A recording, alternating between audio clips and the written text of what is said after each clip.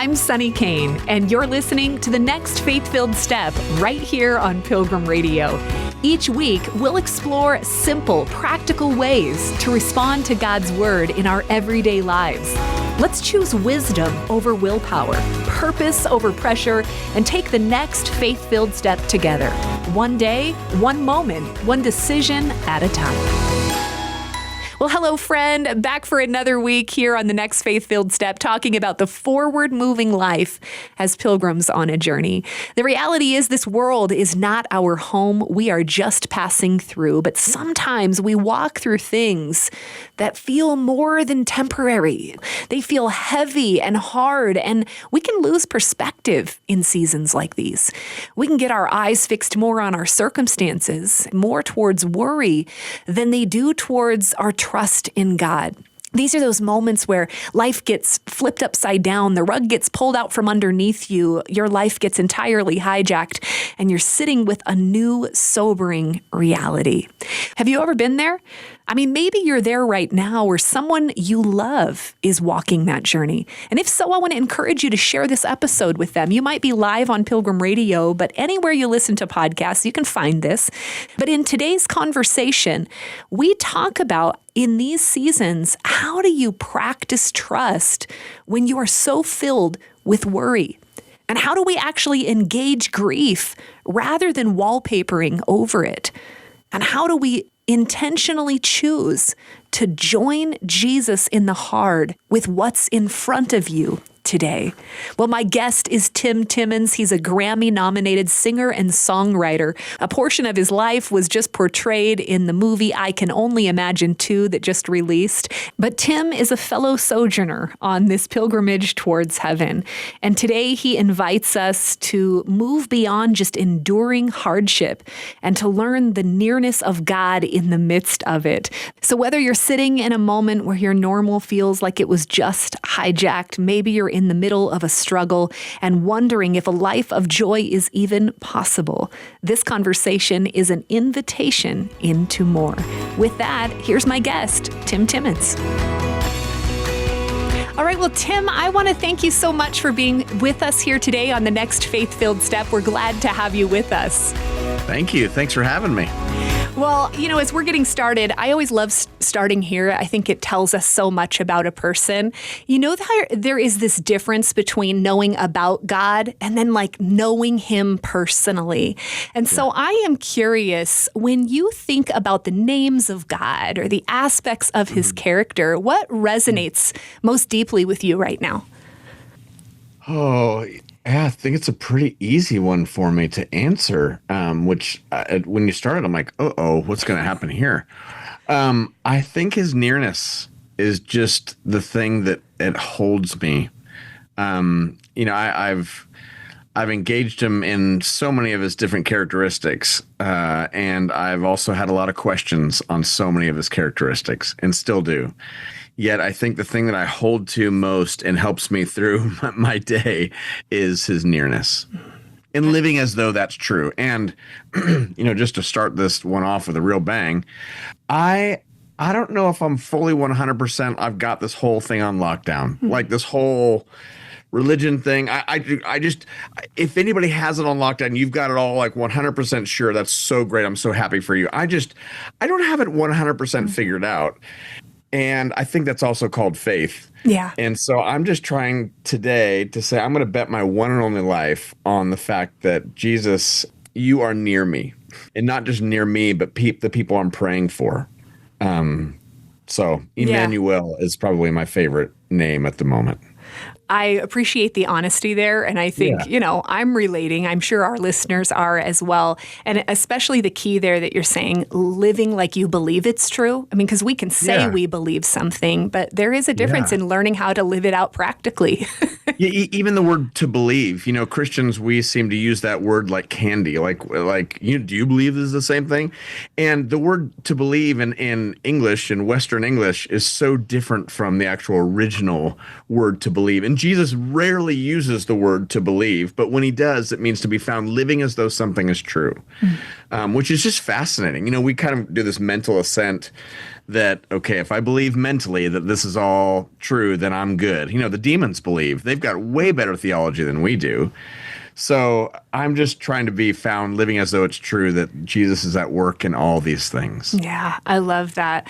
Well, I know that for those listening, some of them might be familiar with you, others may not. So for those who aren't, would you tell us a little bit about yourself? And while you're at it, I know I read that you love asking this question too, but what has shaped you? Ooh, you're turning that on me. We're going for girl. it, yeah. Dang it. I have a wife of 28 years, Hillary, total babe. Met in college. We have 4 kids, 4 teenagers. So just start praying now, Yes. people. If you just see this bald guy, just go, man, that guy needs some prayer. But 4 teenagers who are incredible humans and the best thing I've ever done and the hardest thing I've ever done. I'm from Orange County, California. I live in Nashville now with my family. I was given 5 years to live 25 years ago. Incurable cancer, stage 4. There are still tumors at work in my liver wearing out my heart today. That's what they say. So I got to wake up again today. What has shaped me, the hard things have shaped me. I'm rarely shaped by, mountaintop experiences. Those rarely shape me. I seem to be shaped more in the valley. I think that's actually where joy grows, is in the valley. I ride an X on my wrist, which I'm sure we'll talk about in this conversation.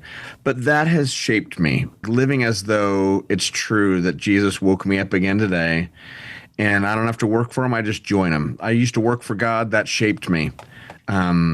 I used to do a lot of things for him, and that sucked the life out of me. Mm-hmm. So I quit working for God, and I join him every morning, and that continues to shape me. My dad was a big-time author and speaker, and then had his own things happen and issues, and they got a divorce early on in my childhood, and that shaped me.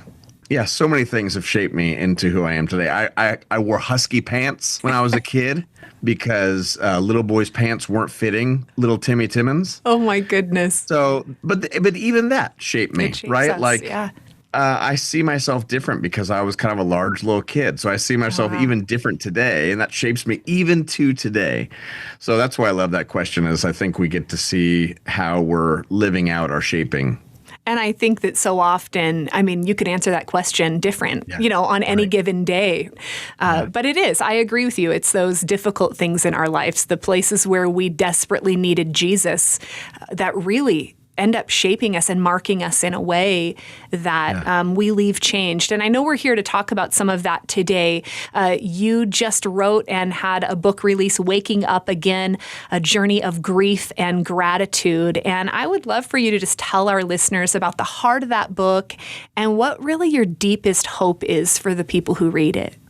So my wife and I got to write this book together, and we've lived so many of these experiences together. And so we just thought, my wife's a great writer, so let's just have fun and write this book together. But really, I think I get to travel the country and really the world, but mostly just I get to focus on our country. And I get to see what Christian people look like. And I get to see every flavor. All the flavors, right? And which is so beautiful to see, because you see so many things that you go, oh, I love seeing the church in this way. But you also kind of see stuff that's like, oh, okay, we as a whole community, we're lacking in some areas. Mm-hmm. And not as in I'm condemning us or, putting down judgment on us. It's just like a curiosity in how we got here.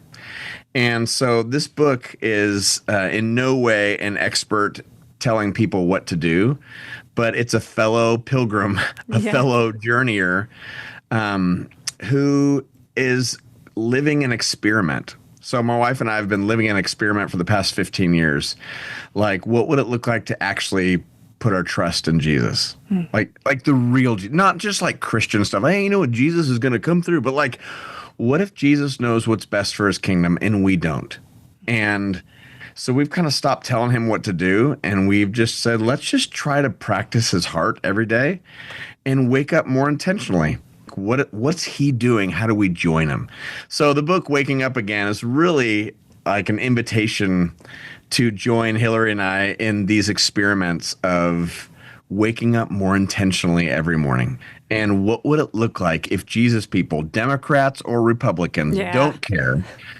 What would it look like if we all began to actually intentionally wake up every morning saying, okay, Jesus, you woke me up again today. I know what my Instagram says or Facebook says, but you have my attention today. So how do I join you with this person that I see online that I totally disagree with? How do I join you in that conversation?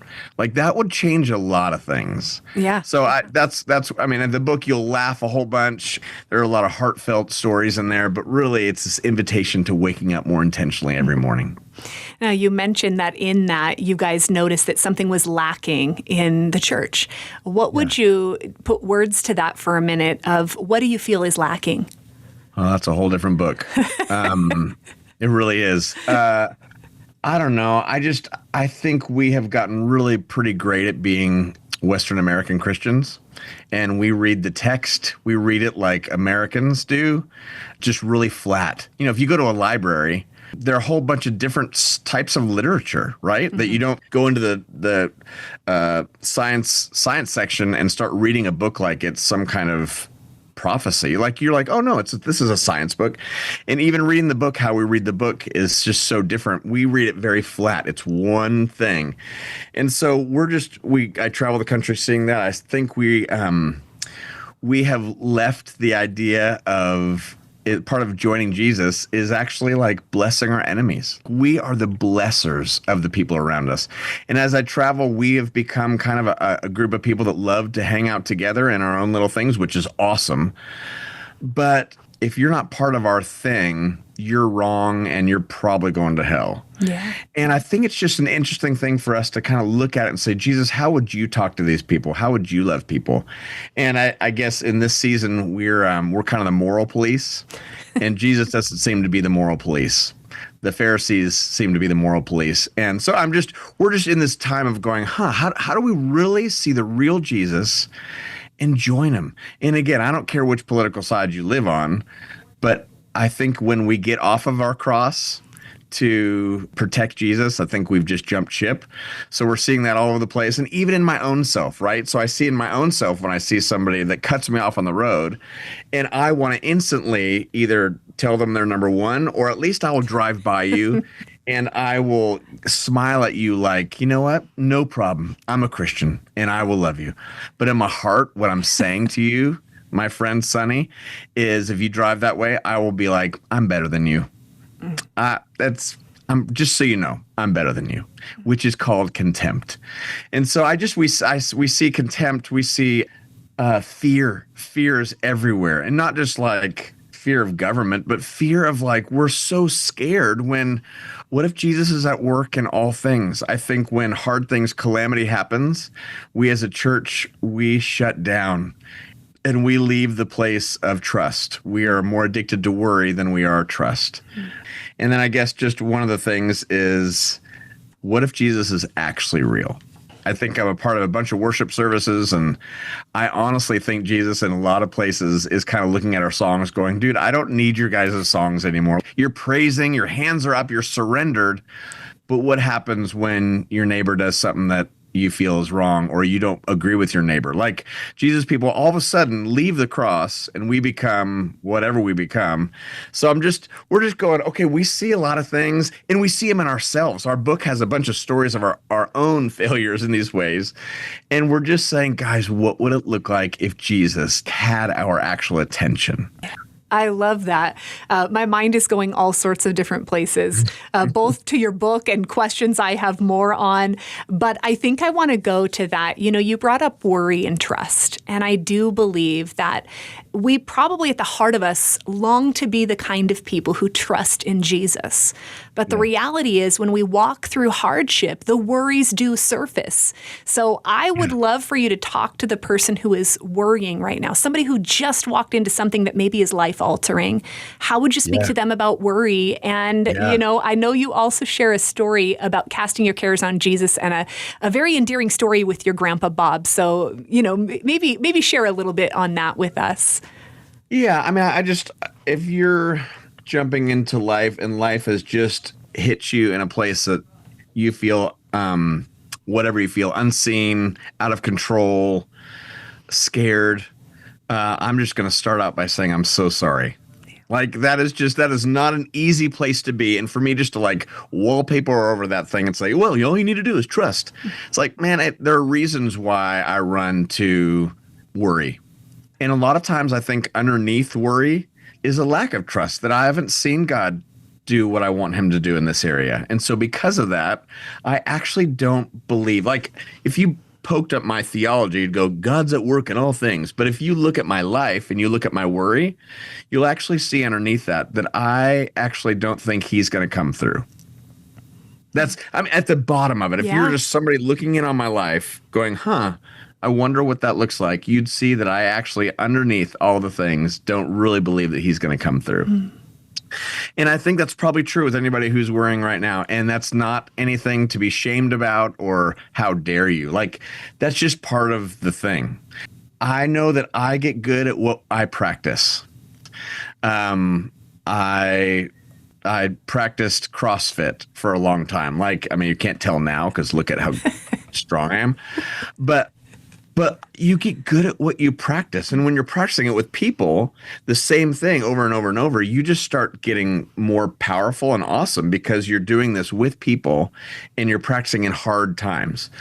And in life, we get good at what we practice. And most of my life, I've practiced worry. Like, it's not like, you know what I'm going to do right now? I'm going to practice worry. But if you look at my life, you'll see that I'm practicing worry. And every day, there's something that comes up financially or but what about my kids, the trajectory of my kids that I get nervous about and I start worrying and I have the invitation to practice worry or to practice trust. And I just want to get better at practicing trust. That's not saying that these things that shape me aren't there. It's just saying I want to actually put into practice trust. So Jesus said in John, whoever hears my words and puts them into practice all week is wise. It's like building your house on a rock. That's that whole context of that scripture. So we just decided, okay, I am going to give him my worries and cast my cares on him as if he is big enough to hold these things. And in the midst of that, Jesus, I take a deep breath and say, I want to practice trusting you today. I don't even know what this looks like. I'm still scared you're not going to come through. But Jesus, I want to practice trusting you today, that you're at work in all things. Whether I fully believe that or not, I'm going to be found living as though that's true. So my encouragement for whoever's going through that is tell somebody about it. Like, share this with somebody. Say, would you just pray with me? Not like that we figure all these things out, but just that I could be able to be sober and see Jesus in the midst of all these things. You brought up that sober piece, and I saw in your book you said that the gift of cancer was sobriety. Can you unpack that for our listeners? Yeah. I mean, it's kind of like what I said before. I've never grown on the mountaintops. I grow in the valley. That's really where I grow. That's where joy, I think, is found. And for me, it's when I was told, hey, Tim, you've got 5 years to live. That is one of the most sobering moments of my life. Anybody who's listening, who's had any kind of calamity or sorrow, that feeling of like, okay, everything now is in its proper place. Like my worry about my kid hitting my wall, yesterday and putting a hole in my wall with the golf club, like that's hypothetical. Like that would never happen. You know what I mean? But that kind of stuff, all of a sudden you're like, who cares? It's just a wall. Like, it's just the most sober moment when the things that really matter actually matter. And I lose my sobriety every day. And I'm not talking drugs and alcohol. I'm talking like about worry. I'm talking about greed, lust, whatever these things are, coveting, contempt. I get drunk on contempt because I think other people are not that smart as I am on, whatever. Those places I'm getting drunk every day. And I think the invitation from Jesus is like, hey, just deal with whatever's in front of you today. You don't have to like actually worry about tomorrow. You can plan, but just deal with what's in front of you today. Join me in these places.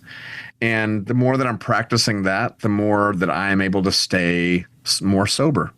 And sober is just perspective.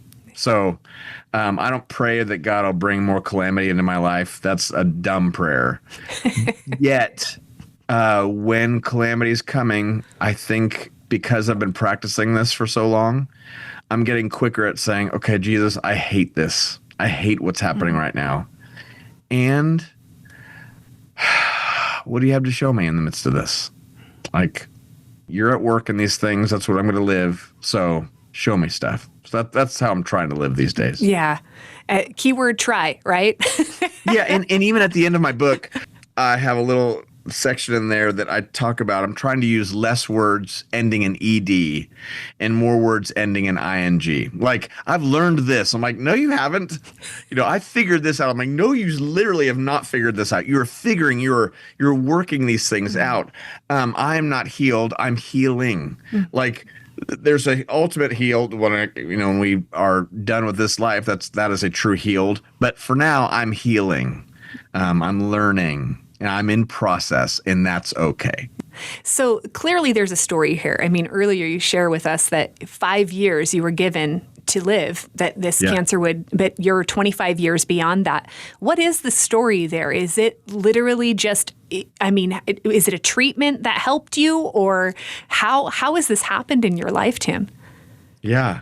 Everybody every night on tour always comes up and says, if you chew leather for 5 minutes a day and stick your finger up your nose 8 times, it worked for my grandma. I'm like, I love that. Thank you for caring enough to tell me about your little thing. And I'm sure some of those work, which is so great. So I don't know why I'm waking up again. I don't. My tumors have not grown in 5 years. Wow. So I today get to wake up and celebrate the fact that I got another day. And at some point, that's all we have. That is literally all we have. It's just the gift that we got to wake up again today. We get to be on this phone call, Zoom thing together today. Whoever's listening, you got to wake up and drive your car today, or whatever, doing the lawn. Like, we got to do this. This is all we know and all we have. It's almost as if, again, Jesus knew what he was talking about. Just deal with what's in front of you today. Join him in those places. So I don't know why I'm still alive today. I don't know why you're alive today. Yeah. We could die in car crashes. I don't get it. I just know that the gift of this cancer thing has been like pulling me back to, man, I don't know. I don't have answers for much, but I know that I'm going to join Jesus in loving who's ever in front of me today. And that is all I get to do. It's my only job scripturally. Christians, we've got like 8 million jobs. Like, I'm supposed to evangelize. I've got to be nice to people. I've got to do all these things. And I just don't think that's our job. Those are all pieces of fruit. And fruit is not our job biblically. Christians, we all think that our job is to make fruit, but that is not biblically our job. Our job is just to be a vine attached to a branch, and that branch is actually making fruit out of us, so we just get to hang out. It's almost like we don't really need evangelists for CrossFit. Like, you'll know somebody does CrossFit because they tell you. And you see it in their lives, because their lives have been transformed. And so I think it's the same with Jesus. Like, we've got all these classes on how to evangelize and whatever. You guys can throw stones at me or whatever. I'm just not a big fan, because I think my life, if I'm like hanging out with Jesus and I'm joining him in my days, he puts people in front of me that I get to love and be a blessing for. That's evangelism, not like here are the 200 spiritual laws. Like, again, all the things God works in all the different ways, and what do I know? But I know that I have one job. It's to be attached to the branch, which is Jesus, and I'm just a vine. Or I'm just a branch. He's the vine. Yeah. Well, I love to, we know that your book is so much about grief and gratitude. Yeah. And, it seems like when we're in grief, it feels like all grief. How have you learned how to manage just the tension of carrying both at the same time? What does that look like in your life?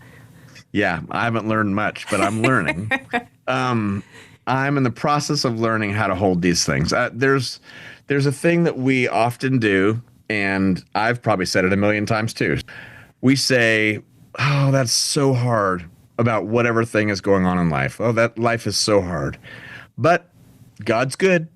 That's what we do. Like we put this big old but right there in between these two, grief and gratitude. And we say it's almost like move right past grief, straight onto gratitude. And I understand the heart behind that. Yet I think wallpapering over grief is really dangerous. And it has been in my life. It has been in my story.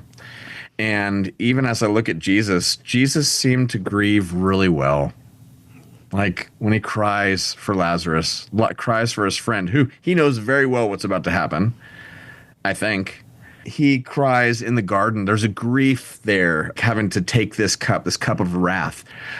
In the Old Testament and the Hebrews, the Jewish community still has this idea of sitting Shiva. You've got to be very careful when you say that out loud. But when somebody dies, let's say, the whole community, they will sit with this family or go through something hard. They'll sit with this family. And if the family wants to get up and eat, they get up and eat. If they just want to be quiet and sit there and cry, they will sit there and cry with them. There's something there for us to actually lean into grief and say, it's okay for life to be hard. It doesn't mean that God's not good if life's hard. Yeah. In fact, he actually tells us that life's going to be really hard. And join me in the hard because I will make beautiful things out of you. So to hold both grief and gratitude at the same time. And now I'm not thankful for cancer. Cancer is the dumbest thing ever, or whatever anybody's walking through right now. Those are not things I'm thankful for. But I'm thankful that God's at work in these things so I can hold both grief and gratitude, if that makes sense. Yeah.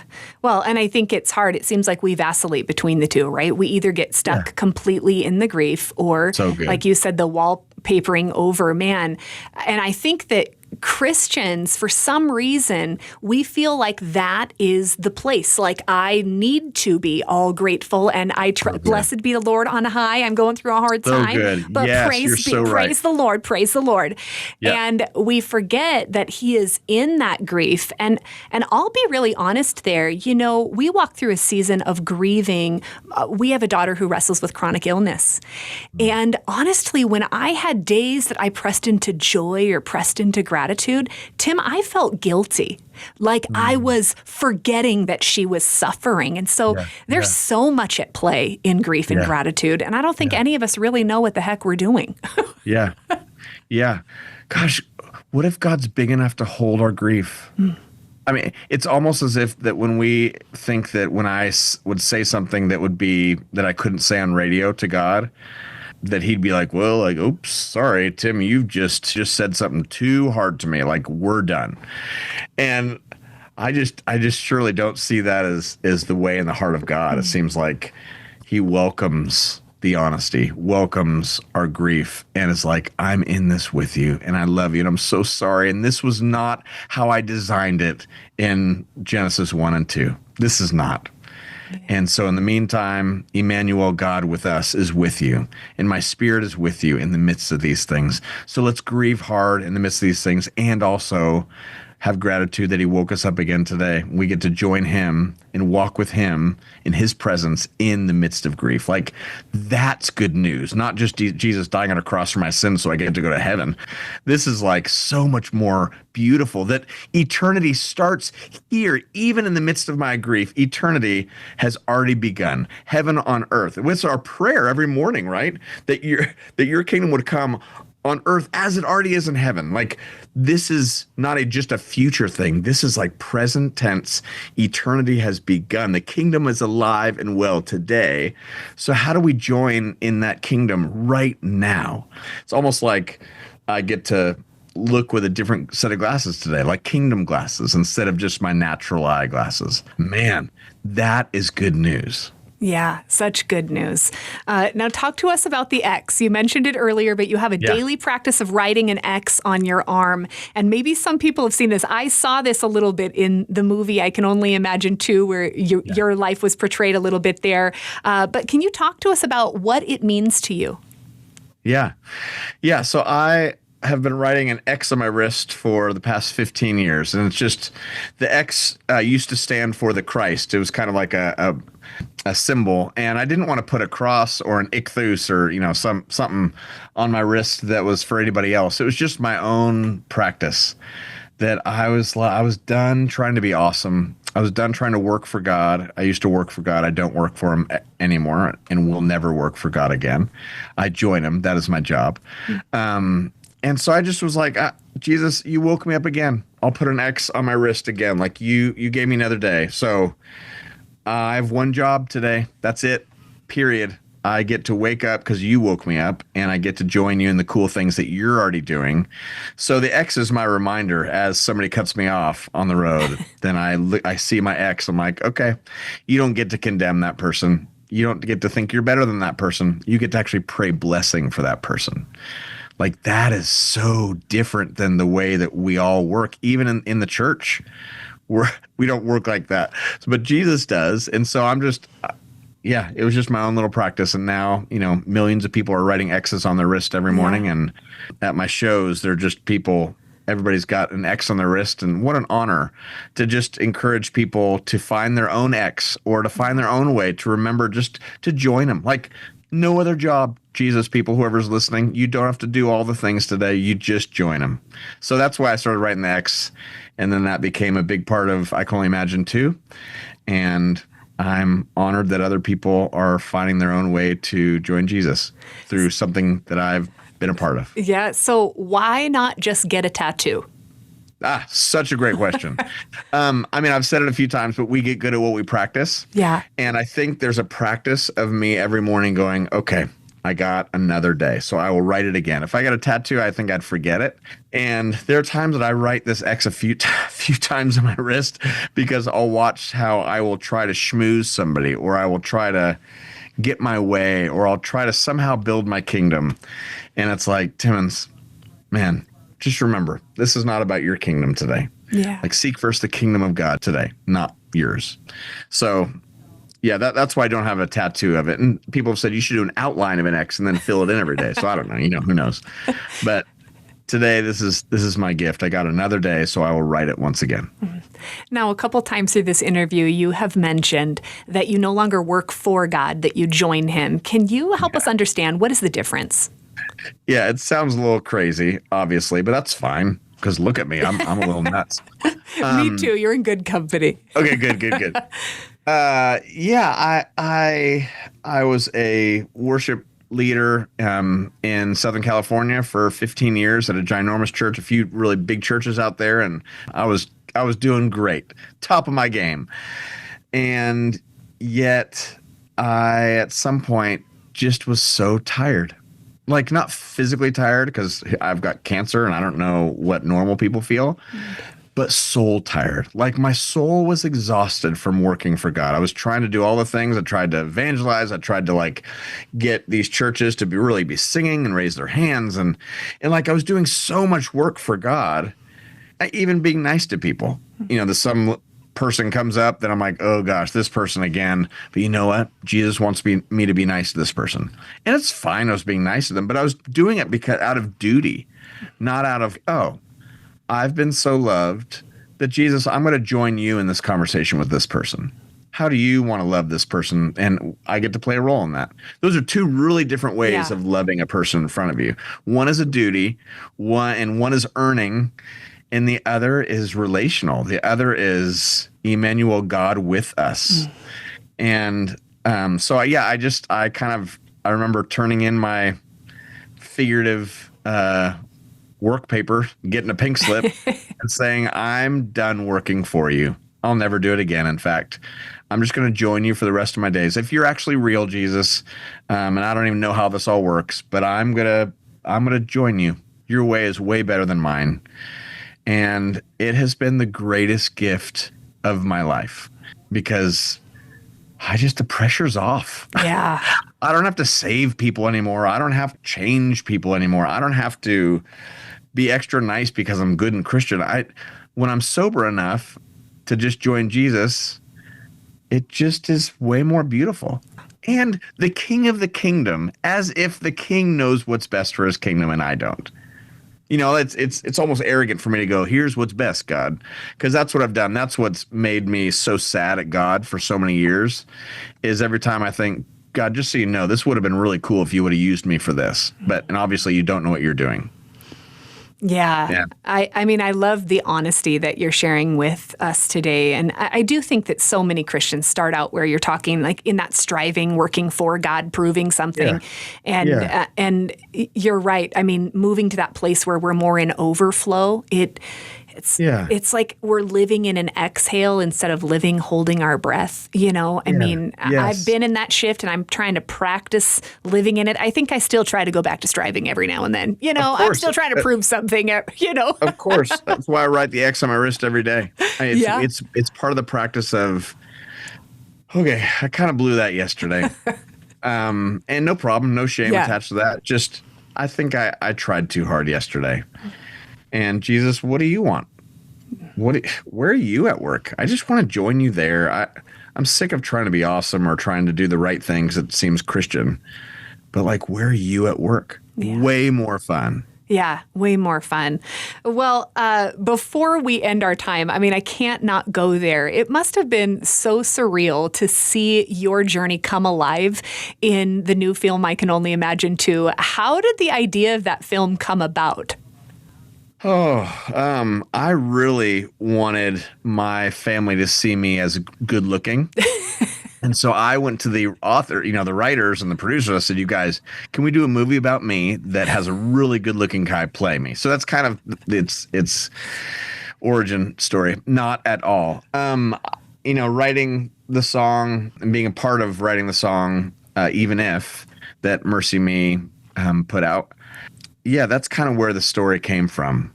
Is they had done the song I Could Only Imagine, the movie I Could Only Imagine 1, and the next song, their next biggest song is Even If, but it had become kind of their biggest song because I think it kind of really hit a chord with people who are in the midst of sorrow and suffering.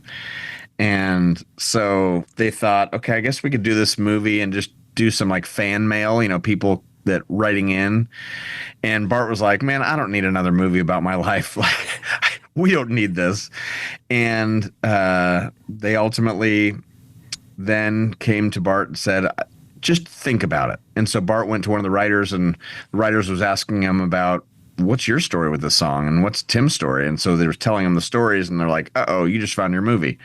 So that's really how the movie came about. And then Milo Ventimiglia, who's become a really close friend of mine, gets to play me. He was in a movie or in the show Heroes and Gilmore Girls and This Is Us and these really great shows. Yes. Was your wife like, oh my goodness? I don't know what you're talking about, Sonny. I mean, the Gilmore Girls, This Is Us thing. No, I don't know what you're talking about. My wife looks at me and she's like, Tim, you are gorgeous. There's nobody better looking than you. No, my daughters were actually like that. My daughters were flipping out. They're like, oh, that's Jess from Gilmore Girls. I mean, one of them actually literally cried when we told her. So we had to work through that a little bit as a family. But it's been so fun. And what a great gift that some of my journey gets to be, and Hillary and I, my wife and I's journey gets to be told in front of millions of people. And ultimately, I don't really care about being super awesome. That was kind of my old life. So these days, it's like, I will join Jesus, whether you make a movie about me, people, or I'm just some obscure dude working at Starbucks. Yeah. I get to join Jesus, and that hopefully is where the reward is. Yeah. So this just opens up doors for me to invite more people to this way of living.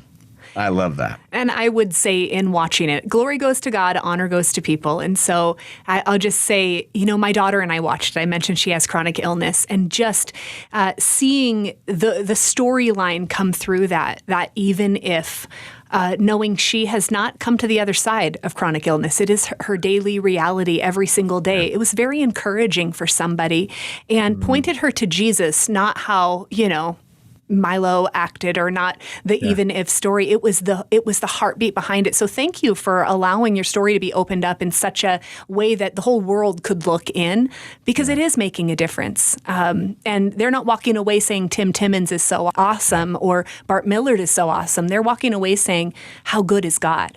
Love that. Love that. So, that's a success. Yeah. Well, as That's we success. close, for the person who is listening right now who feels like, maybe their life has changed in a way that they didn't expect. They're maybe walking through one of those grief seasons and they're still trying to find their footing. What would you want them to know today? And what is maybe one small step they could take in the middle of it? Yeah, I mean, I wish I had a great answer for you. And gosh, wow, I'm going to really be broken wheel? No, I'm a broken Record. Broken record. Record players.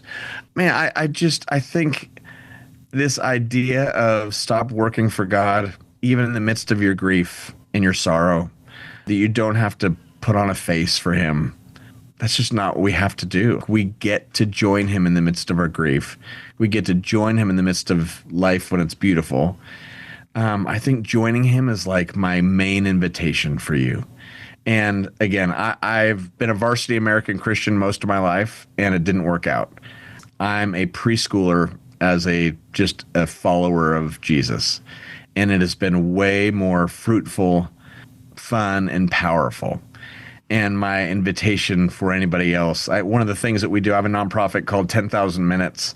There are 10,080 minutes in a week, and 80 of those minutes we spend in some church gathering, which is great, so great. But there are 10,000 minutes until we gather again. And I'm amazing in those 80 minutes that we gather, but like somebody cuts me off on the road, and the 10,000 minutes I have other things, right? And so I love us trying to figure out how do we just join him in the 10,000 minutes of our week. And even the idea, Jesus talks about it so much. I mean, it's everywhere when you start looking at it. But he talks about being yoked to him, that, you think of two oxen who are yoked together. And, I don't work with oxen, but I've done plenty of research on this. But just that they're kind of yoked together, like they're attached together. And Jesus is like, hang out with me. My burden's actually light. Walking with me, your soul will find rest. And we're going to work. It's not like they're not working. Oxen are doing their thing, but there's generally like an older oxen and a younger one, which is such a fascinating concept. And the older one is just showing the younger one where to go. But when the younger one wants to like go off and do their own thing, that's exhausting. That's exhausting for everybody. My encouragement would be just stay attached to Jesus. Don't work for him. Just join him, even in the midst of your grief. Actually, especially in the midst of your grief, as if he's at work in all these things. So awesome. Jesus, lead on. But one of the things we do, and I'll just give you this, end with this for you, is that we practice, I breathe in Jesus, I breathe out, you have my attention. Practice it with me. Jesus, you have my attention. You breathe in Jesus. You breathe out, you have my attention. And just think about what the trajectory and the posture of your week would be. Just of your day, the rest of the day. Just go for that long. Saying, Jesus, you have my attention. What could that do? What could happen if Jesus people prayed that all week long? So that's my encouragement. Well, we'd sure walk with a whole lot more peace, wouldn't we? Power, peace. We would be dangerous, but in the most beautiful, beautiful way. Absolutely. Yeah. Well, Tim, thank you so much for your time today. It has been just such a gift to talk with you. I know that we've probably got people who want to pick up your book. I'm guessing they can just do that on Amazon, best place, or, are there other ways to keep in touch? TimTimmons.com or TimTimmonsmusic.com. You can go to Amazon. You can go anywhere. We're about to be doing our audiobook here pretty soon. I Could Only Imagine Movies out. Can check that thing out. I've got a bunch of new music. I just put on a new version of Even If. Oh, awesome. And a bunch of new music's coming out as well. So, yeah, check out 10,000minutes.com if you want to be encouraged by some things. I want to be more of a resource than a checkout stand. So that's my hope. Yeah, and I know you have a podcast by that 10,000, right? 10,000 minutes. Yep. Okay, really, awesome. It's really funny and fun. Awesome. Well, we'll link all of that in our show notes. But again, thank you so much for being with us today here on the Next Faith-Filled Step. Thanks, you guys. Well, friends, we pray today's conversation with Tim Timmons was a blessing in your life.